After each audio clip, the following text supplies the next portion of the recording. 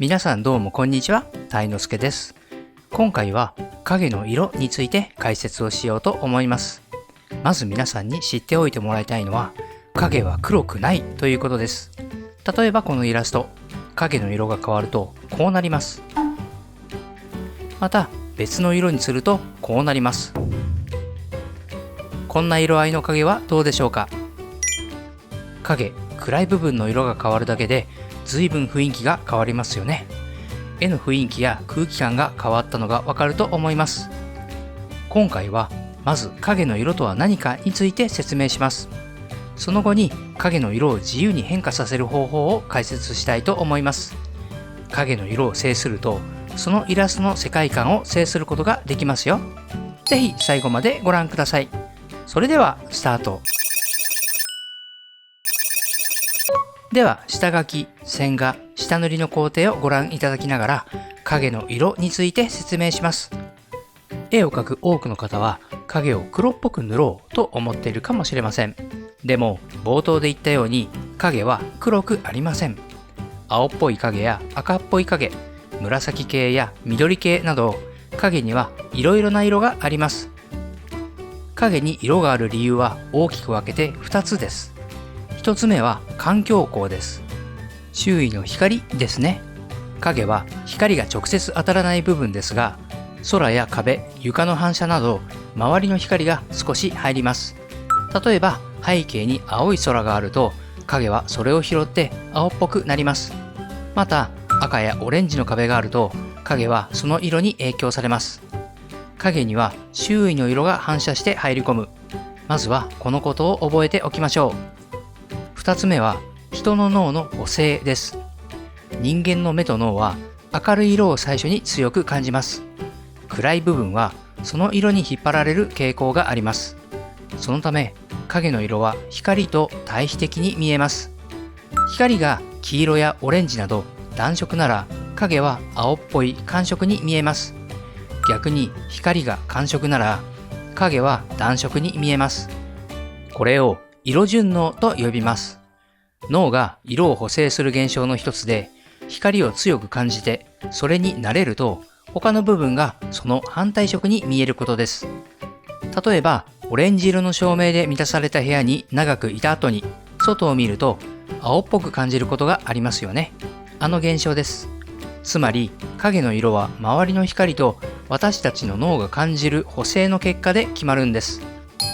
環境光と色順応、この2つが分かっていれば自然と影の色が理解できます。ということで色の下塗りまでできました。影と背景にはあまり色味を入れずにグレーにしておきました。次は書き込みなのですが、一旦そのシーンをすっ飛ばして影の色を変化させる方法を解説します。いきなりですが絵が完成しました。この動画の最後にお見せしていない書き込みの様子を載せているので、興味がある方は最後のパートもご覧ください。さて、それでは影の色を変化させてみましょう。そのための準備から説明します。まず、レイヤー構成です。これが光が当たっている部分。スプリンクル。具材のフルーツ。パン生地の暗い部分。サンドイッチの影。お皿の影、背景、お皿、テーブルです。これらの暗い部分、影、背景をグループにします。こうなりました。この上に新しいレイヤーを出して、それをクリッピングします。クリッピングすることで、下のレイヤーに書かれた範囲からはみ出ることがありません。このレイヤーの描画モードをソフトライトにします。ではこのレイヤーを青色で塗りつぶしましょう。少し強いのでレイヤーの不透明度を下げます。どうでしょうか。一気に雰囲気が変わりましたよね。爽やかな朝日のような印象になりました。ではオレンジ系の暖かい色をのせてみます。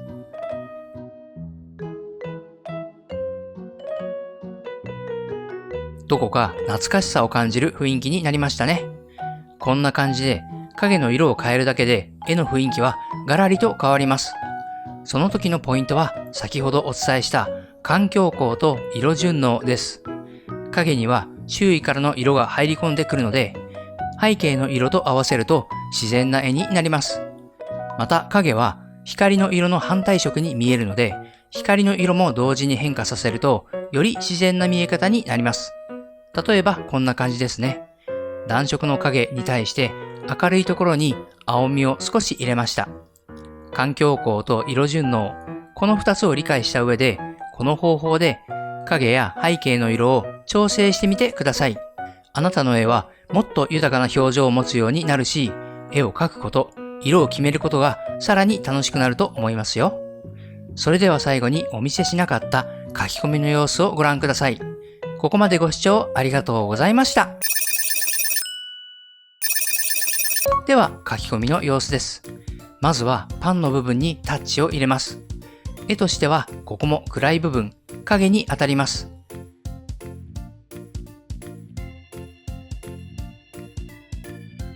次に新しいレイヤーを出して光が当たっている部分を描いていきます。ここでどのようにパンの表情を描いていくのか少し解説します。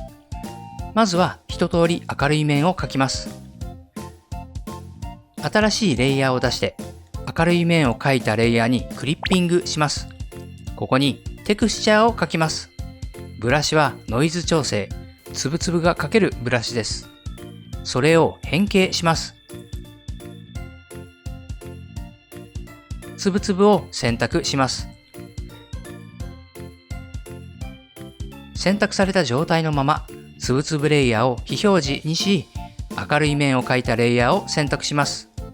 消去すると、つぶつぶの穴が開きました。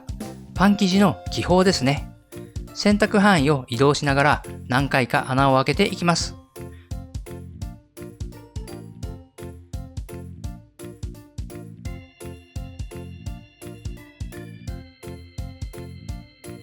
こんな感じでパン生地の基本ができました。タッチをつけていきます。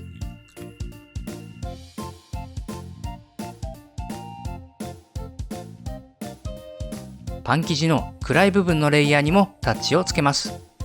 何をやっているかおさらいをすると、パン生地の暗い部分のレイヤーの上に明るいレイヤーが乗っている。そこには穴が開いている。暗い部分にタッチを入れれば穴が暗くなるし、明るい部分とのコントラストもできていく。このようにしてパン生地を書き込んでいきます。